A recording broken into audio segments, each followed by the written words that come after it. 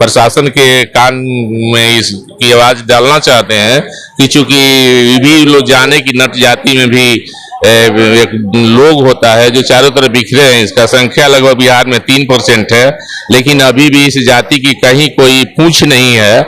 यह जाति अपना जीवन बसर बहुत ही दयनीय दृष्टि से कहीं नहर के किनारे, कहीं रेलवे किनारे, कहीं फुटपाथ पर, कहीं पोखरा पर, कहीं सड़क के किनारे गुजारती है, जिसका जीवन एकदम जानवरों से भी बदतर है और इसका जीवन की में सुधार की बहुत आवश्यकता है। इसलिए यह सम्मेलन करके हम लोग प्रशासन और सरकार के सामने इस बात को पहुंचाना चाहते हैं कि वो इस बात पर ध्यान दे, इस जाति के लोगों को भी मुख्य धारा से जोड़े। ऐसा व्यवस्था बनाया जाए जिसमें हम लोग पढ़ लिख सकते हैं पूरा अच्छा तरीका। हमारा समाज बिखरा हुआ समाज है, हमको इस समाज को इकट्ठा कर रहे हैं और जब हमारा समाज इकट्ठा हो जाएगा तो हमको भी हिस्सेदारी चाहिए। संख्या बल के आधार पर जो है हमको भी राजनीति में भी हिस्सेदारी चाहिए। सामाजिक, शैक्षणिक और आर्थिक स्थिति हमारी मजबूत होनी चाहिए। और जिस तरह से अन्य जातियों का जो है पर फोकस जो है सरकार कर रही है, नट जाति पर फोकस नहीं है। नट जाति का कोई भी पॉलिटिकल पार्टी जो है नाम नहीं लेना चाहती है मंचों से। बिहार में आपके साथ सत्येंद्र कुमार अभी मौजूद हूँ पटना के रविंद्र भवन में और यहाँ पर नट चेतना सम्मेलन का आयोजन किया गया है। इसका मुख्य मकसद क्या है सर? क्या मकसद है मैम ये नट चेतना सम्मेलन का जो यहाँ पर आयोजन किया गया है? जी जी, क्या मुख्य मकसद क्या है? मुख्य मकसद यही है कि यह वर्ग जो है नट समाज, यह समाज हमेशा समाज से कटे रहा लोग, क्योंकि ये अपने आप में एक रहा भूमिहीन रहा। सबसे पहले इनका अपना जगह जमीन नहीं रहा, जहाँ डेरा उठाया चला गया, घुमंतु जात रहा। फिर कुछ दिन के बाद इनको अपना कुछ बुद्धि विवेक, बुजुर्गों का काम है तो अस्थाई हुए, कुछ लोग अस्थाई हुए।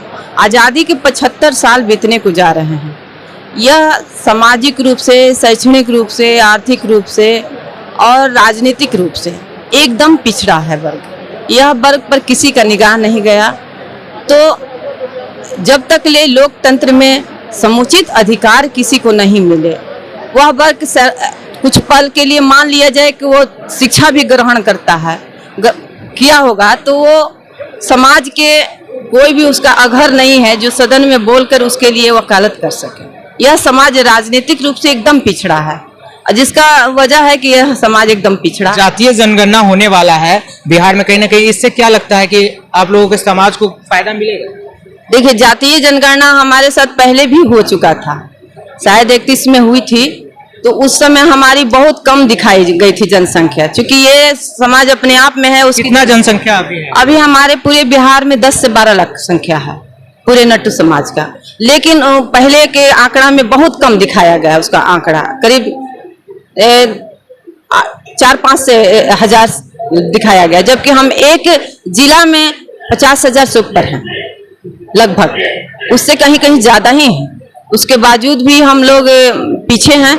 और राजनीतिक रूप से सबसे मेरी लड़ाई है राजनीतिक। लोकतंत्र में सबका अधिकार होना चाहिए। हमारा समाज का वकालत करने वाला कोई नहीं है, इसलिए सदन में जब तक उसका प्रतिनिधि नहीं रहेगा तो उसका झुग्गी झोपड़ियों का वकालत कौन करेगा? वो भूमिहीन है, उसकी जमीन, उसकी पढ़ाई, शिक्षा, उसकी लड़ाई कौन लड़ेगा? वो अलग रहते हैं, उनका पर कोई दृष्टि नहीं जाती है किसी भी समाज के। क्या परिचय हुआ? मेरा नाम सविता नटराज हुआ। मैं महिला आयोग के पूर्व सदस्य रह चुकी हूँ और अभी जनता दल यूनाइटेड के प्रदेश सेक्रेटरी हूँ और नट चेतना मंच के राष्ट्रीय अध्यक्ष भी हूँ। और भी इधर लोग हैं, उनसे भी बात कर रहे हैं। क्या कहना चाह रहे हैं सर, इस सम्मेलन का मुख्य मकसद क्या है? मेरा नाम हरीश कुमार नट अधिवक्ता हुआ, हम छपरा से आते हैं। यह जो जाति नट जाति है, आर्थिक दृष्टिकोण से, सामाजिक दृष्टिकोण से, राजनीतिक और प्रशासनिक दृष्टिकोण से कहीं इसका कोई स्थान नहीं है। और इस सम्मेलन के माध्यम से हम लोग प्रशासन तक पहुंचाना चाहते हैं, प्रशासन के कान में इसकी आवाज डालना चाहते हैं कि चूंकि भी लोग जाने की नट जाति में भी एक लोग होता है जो चारों तरफ बिखरे हैं। इसका संख्या लगभग बिहार में 3% है, लेकिन अभी भी इस जाति की कहीं कोई पूंछ नहीं है। यह जाति अपना जीवन बसर बहुत ही दयनीय दृष्टि से कहीं नहर के किनारे, कहीं रेलवे किनारे, कहीं फुटपाथ पर, कहीं पोखरा पर, कहीं सड़क के किनारे गुजारती है, जिसका जीवन एकदम जानवरों से भी बदतर है और इसका जीवन की में सुधार की बहुत आवश्यकता है। इसलिए यह सम्मेलन करके हम लोग प्रशासन और सरकार के सामने इस बात को पहुंचाना चाहते हैं कि वो इस बात पर ध्यान दे, इस जाति के लोगों को भी मुख्य धारा से जोड़े। देखिए अभी बिहार में जातीय जनगणना भी होने वाली है, क्या लगता है कि इस जनगणना से आप लोगों को फायदा होगी? हाँ जरूर।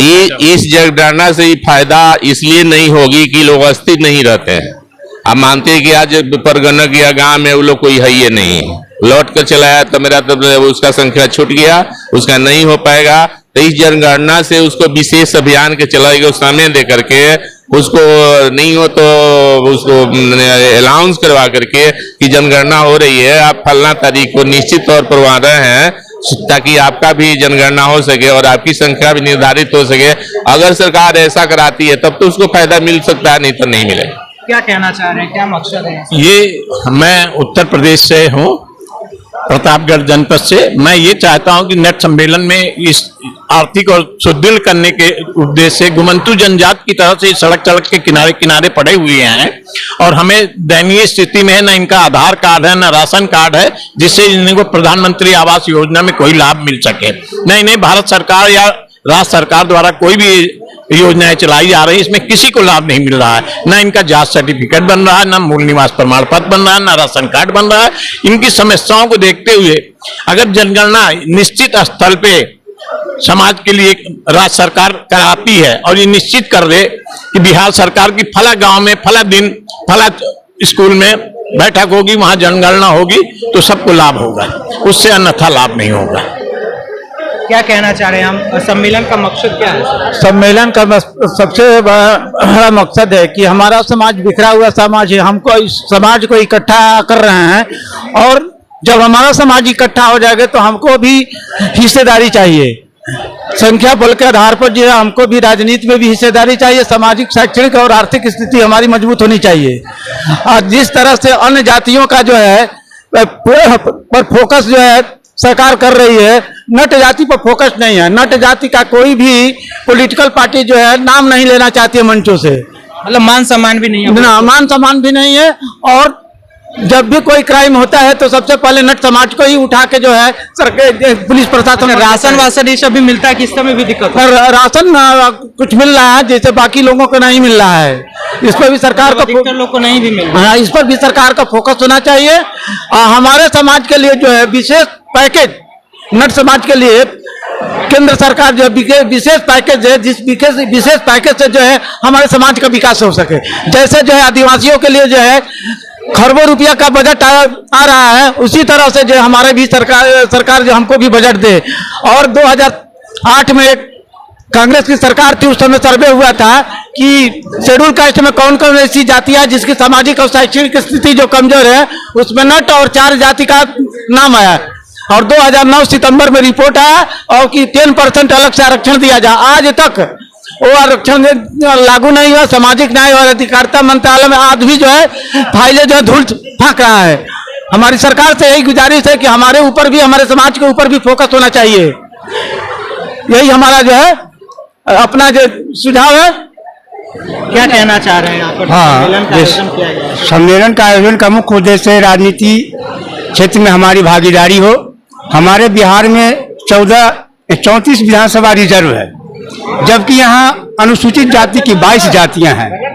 फिर भी 34 विधानसभा क्षेत्र रिजर्व होने के बाद भी 22 जातियों में मात्र मांझी को, चौधरी को, धोबी को वगैरह वगैरह को राजनीति में भागीदारी दी जा रही है, लेकिन हमारे नट जाति को आज तक न लोकसभा में न विधानसभा में कोई भागीदारी नहीं। मतलब मेन मकसद यह है कि राजनीति में आप लोगों को भागीदारी नहीं दी जा रही है और भी बहुत सारे मान सम्मान की बात, मान सम्मान की भी लड़ाई है। प्लस हमारा आर्थिक स्थिति, शैक्षणिक स्थिति में सुधार के लिए सरकार कोई कदम उठावे।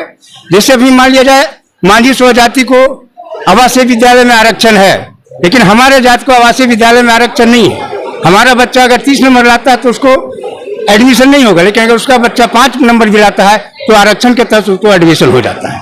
अच्छा, जिस तरह से अभी जातीय जनगणना हो रही है बिहार में, इससे क्या लगता है आपको फायदा होगा आप लोग? हाँ, जातीय जनगणना आधार में फायदा होगा तब जब तक कि स्पेशल अनाउंसमेंट करे सरकार कि नट जाति का स्पेशल जातीय जनगणना होना है, डेट इतना से इतना निर्धारित करे, तब हो सकता है। ऐसे हमारी जाति गणना से कोई फायदा नहीं होगा, इसलिए कि हमारे जात जो है घुमंतु जात जो है, आज यहाँ है, कल वहाँ है, परसों वहाँ है, इसी स्थिति में प्रगणक जाएंगे, वो एब्सेंट रहेंगे, उनका काउंटिंग नहीं हो पाएगा। तो आप देख सकते हैं अभी हम मौजूद थे पटना के रविंदर भवन में और यहाँ पर नट जाति का जो है सम्मेलन रखा गया था। इन लोगों का कहना है कि हमें जो मान सम्मान है वो नहीं मिलती है और साथ में हम लोगों को जो है राजनीति में भी नहीं आने दिया जाता है।